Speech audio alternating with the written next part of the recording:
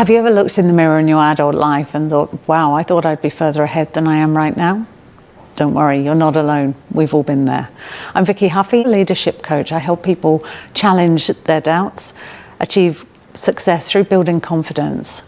My guest here this morning is Danny Khursigara. Danny's a multiple best-selling author, a business transformation expert, international speaker, leadership coach. The list goes on. Welcome to our interview, Danny. Thank you, Vicky. It's a pleasure to be here. Thank you for inviting me. You were very passionate about creating a new reality, and I mean, certainly as the world is where it is at the moment, half of the world in lockdown, half of it opening up, challenges that people are facing with anxiety and you know, navigating this new normal. Tell me a little bit more about creating a new reality. How would someone go about doing that in this current environment? Yes, it's an important question, I think. And from my perspective, I think we need three things. I call them three pillars. The first thing is knowing what you want. Second is knowing how to get it, and knowing how to enjoy it. It's the third one. So these three pillars are very important to first understand, and then you drill down below.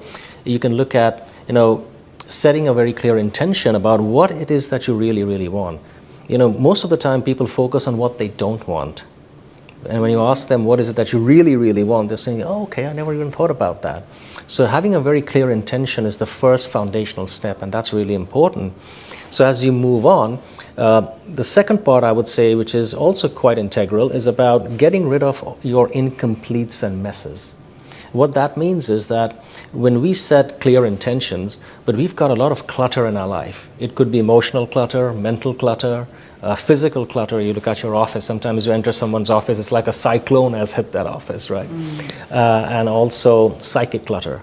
So we have all these things that are kind of preventing us from moving forward. So when you have a clear intention, it's important to also get rid of all this clutter in your life. It could be as small as having a conversation that you've been avoiding for a long time with someone. Could be your partner, could be your spouse, could be an employee. You know, usually people try to avoid difficult conversations. But when you go through this process of, you know, really, you know, completing your tasks, getting rid of all the incompletes and messes in your life, you start creating space. And that space is really important for something big to manifest. So I would always encourage people to also look into that. The third thing I would say is, and you would already know that, is to, you know, actually write down your goals, write down what it is that you really, really want, instead of keeping it as a mental construct. Because if you keep it as a mental construct, it's just a wish, right? But when you kind of put it out there, now it's come from within you and it's on a piece of paper. There's a different energy and a different connection there. So if you write down your goals and if you visualize them on a regular basis, and you'll see the creation and the manifestation of that happening fairly quickly. And the reason why this step is important is because most people have a clear intention, but they don't believe it's possible. So you have a thought, but your feeling does not match it. So you want to become rich, but you don't believe you are. So you know, there is a disconnect between your heart and your brain. But I think what this helps you do is it brings into alignment in terms of your thought and your feeling. And that's very important, because when you have a clear intention that is matched with an elevated emotion, it creates massive momentum. So that's why, you know, these steps are really, really important to get you synchronized or aligned between your brain and your heart. We call it brain and heart coherence, and it's really important. The last one I would say is knowing how to enjoy it. Most people don't enjoy their success. And one thing I tell you, after working with 13 different nationalities, with senior people across the globe, not all successful people are always happy.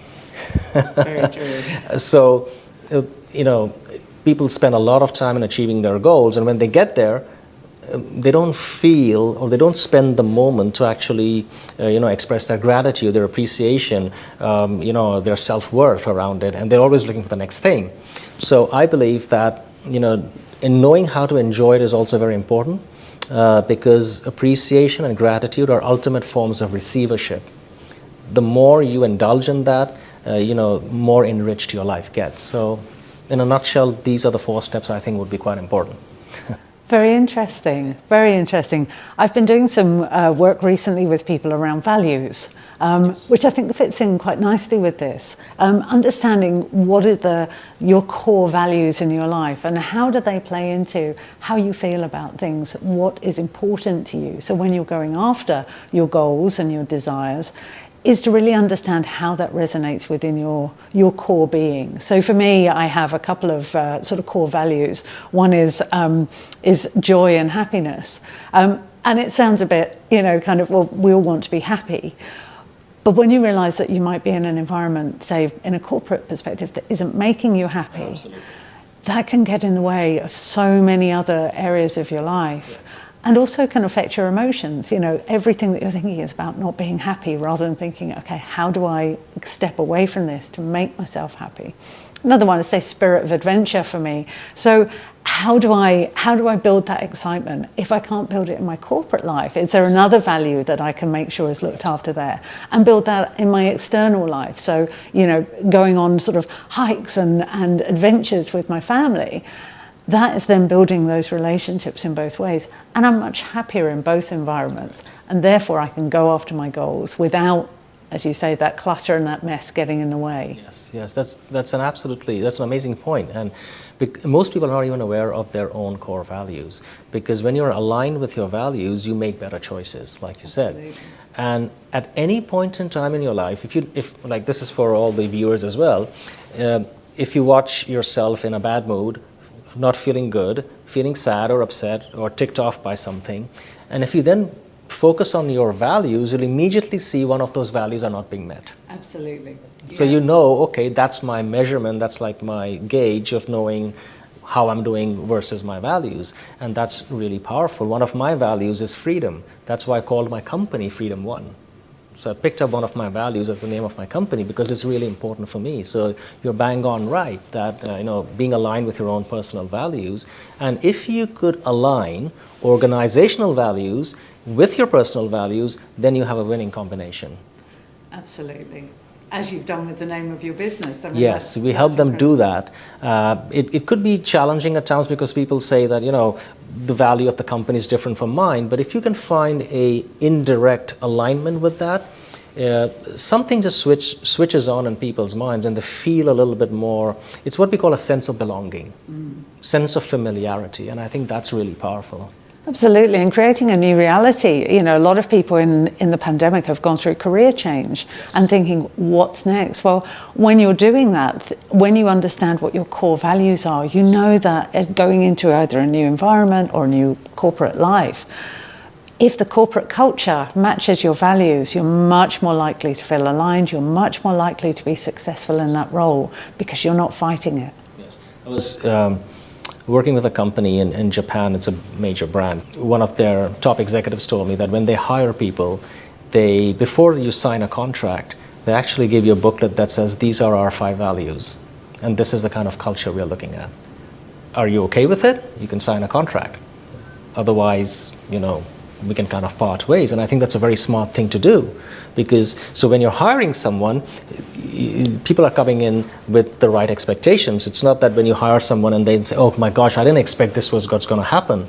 So you're aligning expectations of the employee before you actually bring them into your company, and I think it's a very smart thing to do, because I get a lot of people saying that I was hired for this job and my God, my first day was so bad because I thought this and I thought that.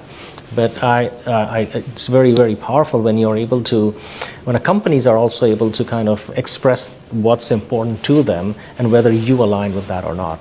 Absolutely. And doing it in the beginning is more powerful. Definitely, definitely.